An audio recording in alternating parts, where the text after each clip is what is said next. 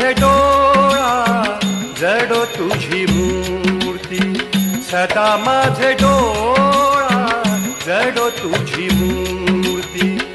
रखुमाईच्या पती, रखुमाईच्या पती सोयरिया, सदा माझे डोळा जडो तुझी मूर्ती, सदा माझे डोळा जडो तुझी मूर्ती.